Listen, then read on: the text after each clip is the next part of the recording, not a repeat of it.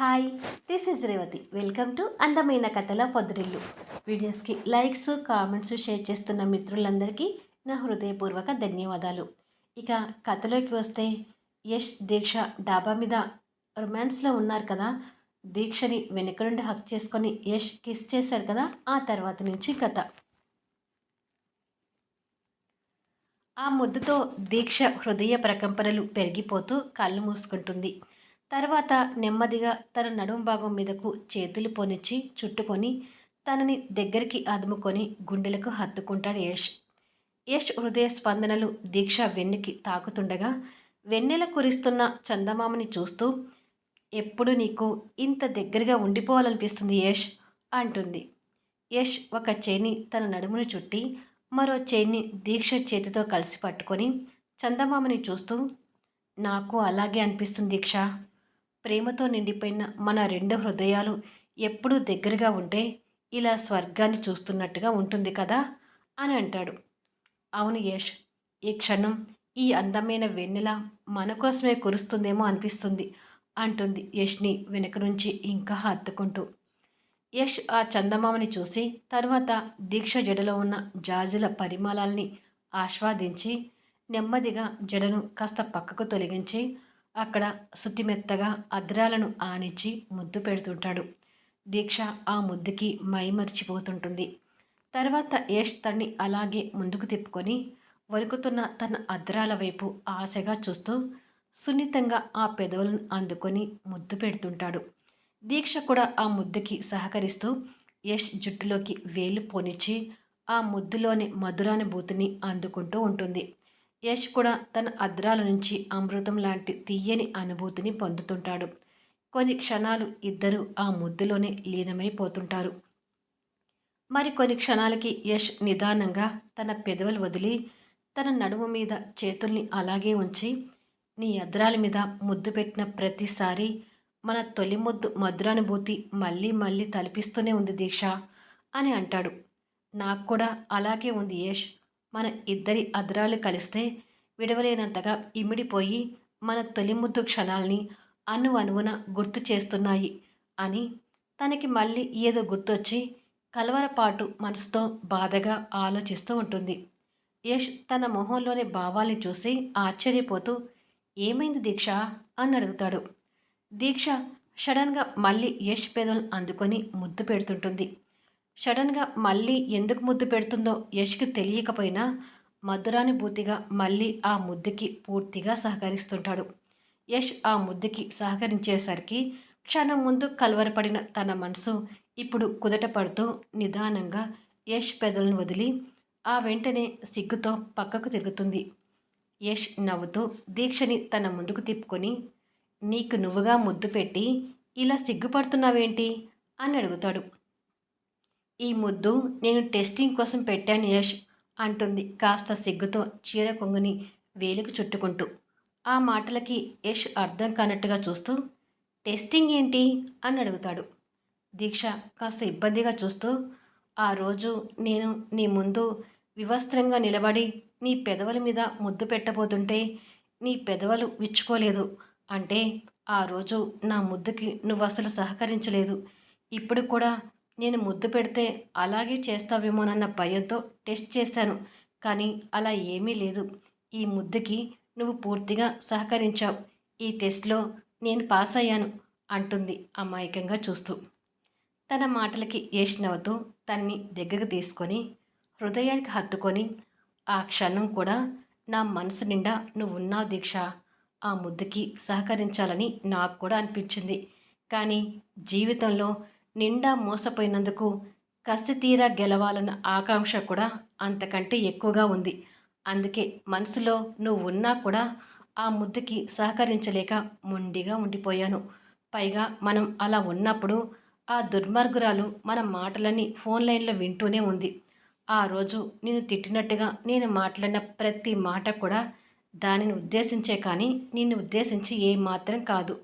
ఆ క్షణం నుంచి నువ్వు ఇంకా కుమిలిపోవడం, నీ మొహాన్ని నాకు చూపించలేక బాధపడడం అన్నీ గమనించాను.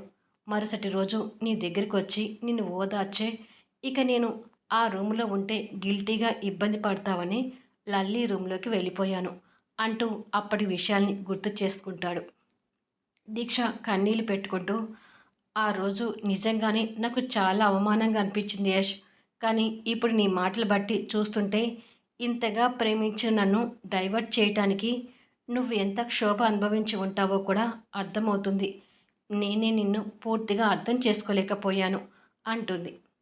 యష్ తన కన్నీళ్ళు తుడిచి, ఇంకెప్పుడు మనిద్దరి మధ్య అలా మిస్అండర్స్టాండింగ్ సిచ్యువేషన్స్ రావులే బంగారం అంటాడు.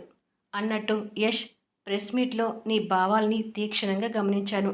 సినిమా గురించి ధైర్యంగా చెప్తూనే నువ్వు మనసులో ఏదో విషయం గురించి భయం బాధ పెట్టుకున్నావని అర్థమైంది. నీ భయానికి కారణం ఏంటి యష్ అని అడుగుతుంది. తన మాటలకి యష్ ఆశ్చర్యపోతూ, ఇంత క్లియర్గా భలే గెస్ చేసావు దీక్ష అని మనసులో అనుకొని, అదేమీ లేదు, నేను బాగానే ఉన్నానే అంటాడు. లేదు యష్, నువ్వు అబద్ధం చెప్తున్నావు. ఇంతకుముందు నీ మనసుని చదవలేకపోయాను కానీ ఇప్పుడు నీ మనసు ఏంటో తెలిసాక పూర్తిగా చదవడం మొదలుపెట్టాను. ఖచ్చితంగా నువ్వు దేని గురించో స్ట్రగుల్ అవుతున్నావు. ముందు అదేంటో దాచిపెట్టకుండా నాకు చెప్పు యష్ అని అడుగుతుంది. నువ్వు టెన్షన్ పడే అంత బాధ ఏమీ లేదులే దీక్ష. చిన్న విషయమేలే, వదిలేయ్ అంటాడు. అదేం కుదరదు. నీ మనసులో ఉన్న ఆ బాధ భయం ఏంటో నాకు చెప్పాలి అని పట్టుబడుతుంది. చెప్తే వినవు కదా. సరే, నువ్వు అడిగినట్టే చెప్తాను. కానీ నేను చెప్పింది విని నువ్వు అసలు టెన్షన్ పడొద్దు, ధైర్యంగా ఉండాలి అంటూ తన భుజం చుట్టూ చేయి వేసి ఉయ్యాల దగ్గరికి తీసుకెళ్ళి తనని ఒడిలోకి తీసుకొని కూర్చోబెట్టుకుంటాడు. నువ్వు నా పక్కన ఉంటే ఇక నాకేం టెన్షన్ ఉంటుంది యష్. ముందు అదేంటో చెప్పు ప్లీజ్ అంటూ రిక్వెస్ట్ చేస్తుంది యష్ ఒడిలో కూర్చొనిపోయి. సినిమా గురించే నా భయము బాధ దీక్ష. ఇప్పటి వరకు శృతిని పాజిటివ్ సీన్స్ వరకు షూట్ చేశాము. ఇక తన అసలు రూపాన్ని షూట్ చేస్తూ సినిమా తీయాలి అంటే సెకండ్ హాఫ్ మొత్తం తన నెగిటివ్ క్యారెక్టర్ మీదే ఉంటుంది. తనతోనూ విక్రమ్తోనూ అగ్రిమెంట్ చేయించడానికి ఈ cinema first half script ready చేశాము. ఈ సినిమా నీకు నెగిటివ్గా తీస్తున్నామని తనని నమ్మించడం కోసం అక్కడ నీ క్యారెక్టర్, అదే నువ్వు నా ముందు అలా న్యూడ్గా నిలబడిన సీన్ కూడా స్క్రిప్ట్లో రాయాల్సి వచ్చింది. శృతి మెయిన్గా ఆ సీన్ కోసమే సినిమాకు ఒప్పుకుంది. ఆ సీన్ స్క్రిప్ట్ చూసే ఇక ఏమీ ఆలోచించకుండా తను సైన్ చేసి ఆ విక్రమ్తో కూడా సైన్ చేయించింది అని చెప్తాడు. అలా చెప్పగానే దీక్ష భయపడుతూ, అంటే ఏంటి యష్, నేను అలా చేశానని సినిమాలో చూపిస్తావా అని అడుగుతుంది. నీ గౌరవాన్ని కించపరిస్తే నా గౌరవాన్ని నేను కించపరుచుకున్నట్టే దీక్ష.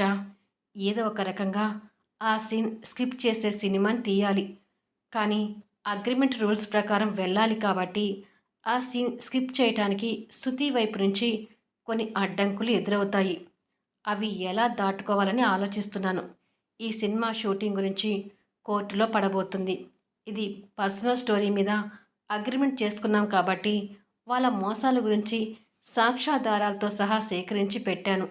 అగ్రిమెంట్ ప్రకారం నిజ జీవితాల సన్నివేశాలు నటించాలని కోర్టు తీర్పు వస్తే మనం గెలిచినట్టే. అలాగే దానితో పాటు శృతి వాళ్ళు ఒప్పుకున్నట్టుగా స్క్రిప్ట్ ప్రకారం షూట్ చేయాలని తీర్పు కూడా రావచ్చు. అలా తీర్పు వస్తే ఆ సీన్ కూడా షూట్ చేయాల్సి వస్తుంది అని అంటాడు బాధపడుతూ. ఆ మాటలతో దీక్ష కంగారు పడుతుంటుంది. అసలు మన మధ్య జరిగిన ఆ సంఘటనని సినిమాలో పెట్టాలని నేను ఎప్పుడూ అనుకోలేదు దీక్ష. కానీ ఫస్ట్ టైం నేను ఈ సినిమా చేయాలని ఆ శృతి దగ్గర ఈ టాపిక్ తీసుకొచ్చినప్పుడు నువ్వు దీక్షని ఇలా చూపించి తన పరువు తీయాలని చూస్తున్నావు కదా అంటూ శృతి ఎగ్జైట్మెంట్ అయిపోయింది.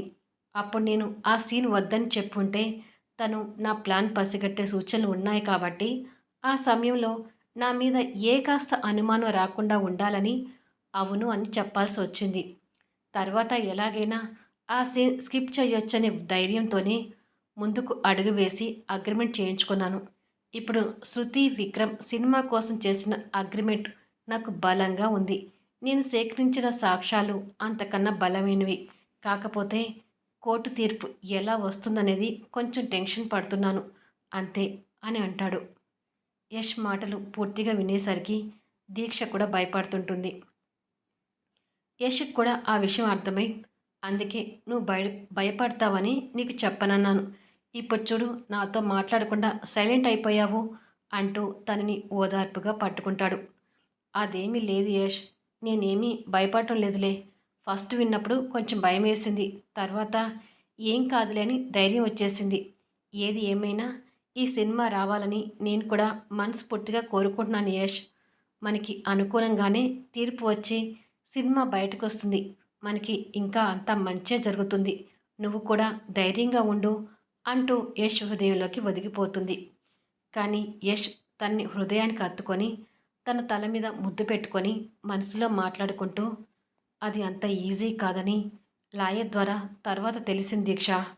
అగ్రిమెంట్ ప్రకారం వాళ్ళు ఖచ్చితంగా నటించి తీరాలని కోర్టు తీర్పు ఎలా వస్తుందో అలాగే ఏ సీన్ స్క్రిప్ట్ అయితే శృతి ఒప్పుకుందో ఆ స్క్రిప్ట్ ప్రకారమే షూటింగ్ తీయాలి అన్నట్టుగా 100% తీర్పు వస్తుందని లాయర్ కన్ఫర్మ్ చేశాడు.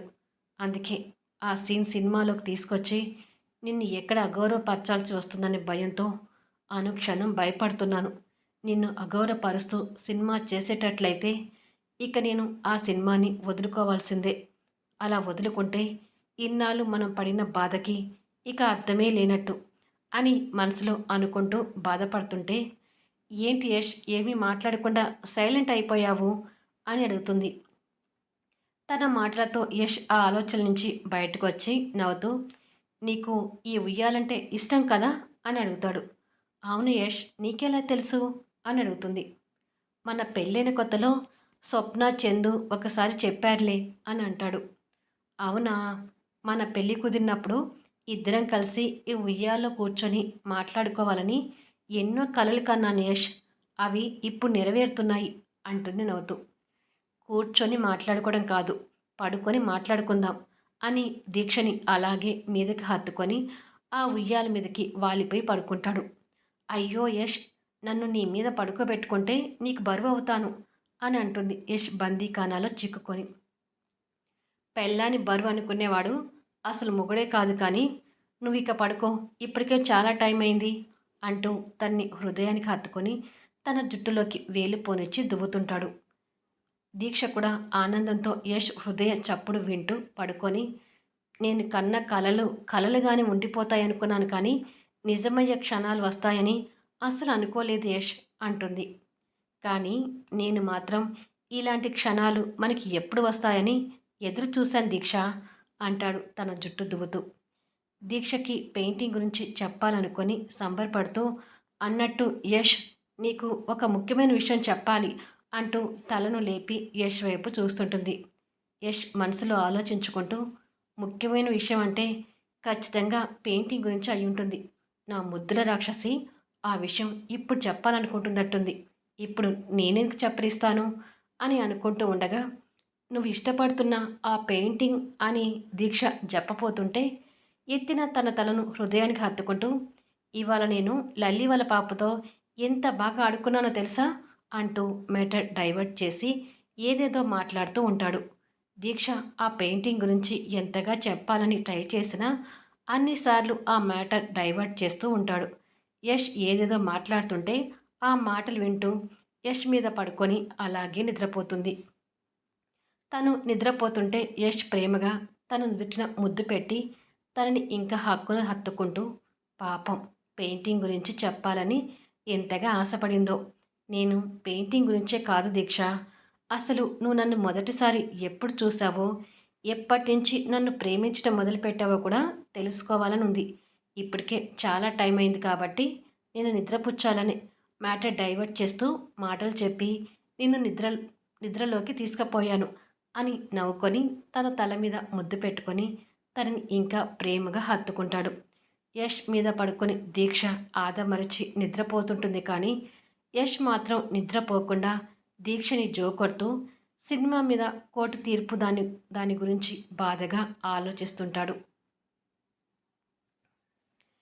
ఎపిసోడ్ మీద మీ కామెంట్స్ తెలుపుతూ అలాగే లైక్స్ ఇవ్వండి. మళ్ళీ నెక్స్ట్ ఎపిసోడ్లో కలుద్దాము.